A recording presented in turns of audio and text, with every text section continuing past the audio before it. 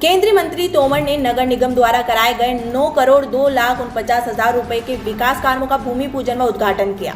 इस कार्यक्रम को संबोधित करते हुए उन्होंने कहा कि मुरैना नगर पालिका से नगर निगम बनने के बाद विकास तेजी से हुआ है। उन्होंने कहा कि मैं परोसा का रहने वाला हूं। पूरे देश में मुंबई में नरीमन पॉइंट पर जमीन महंगी है, नरीमन पॉइंट के बराबर ही परोसा में जमीनों के दाम है।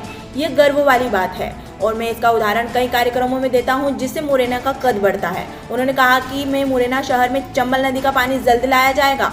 नाला व सड़क निर्माण के भूमि पूजन कार्यक्रम को संबोधित करते हुए पूर्व मंत्री रुस्तम सिंह ने कहा कि पहले नाला नंबर 1 व 2 खुले थे, तब इनके किनारे रहना दुर्भर था।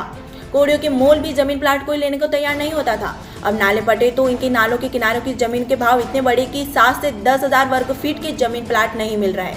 नाले खत्म हुए तो मच्छरों का प्रकोप और बीमारी घट गई। इसे ही कहते हैं असली विकास, जिसमें लोगों के जीवन स्तर बदल जाए। मुरैना विधायक राकेश मावई ने कहा कि विकास में राजनीति आड़े नहीं आनी चाहिए। चुनाव होता है तो किसी पार्टी का विधायक बनता है, दूसरे का सांसद बन जाता है। राजनीतिक धर्म कर्म यह है कि सभी को मिलकर क्षेत्र के विकास के साथ चलना चाहिए।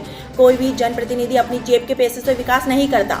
इसके लिए सरकार पैसा देती है और सरकार जनता के पैसे से ही चलती है। नेता अफसरों को जनता के पैसों से हो रहे विकास कार्यों को गुणवत्ता पर नजर रखना चाहिए।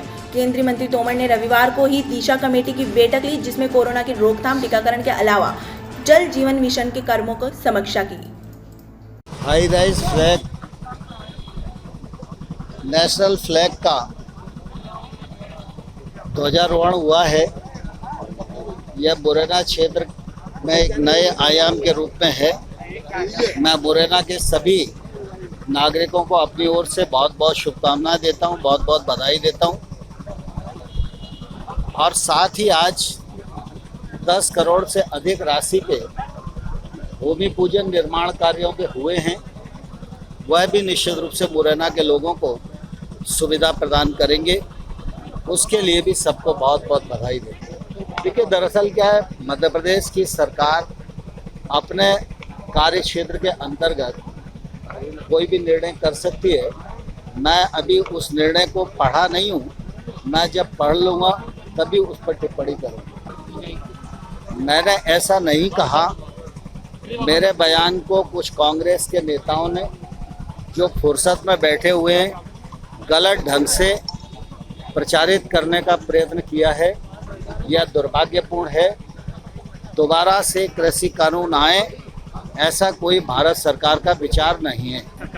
किसानों के उत्थान के लिए भारत सरकार नरेंद्र मोदी जी के नेतृत्व में पूरी तरह प्रतिबद्ध है।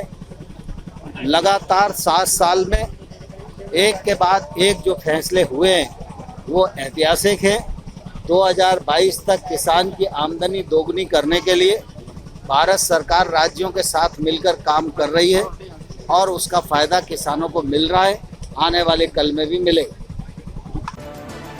मुरैना से देवेंद्र सिंह राजपूत की ये रिपोर्ट।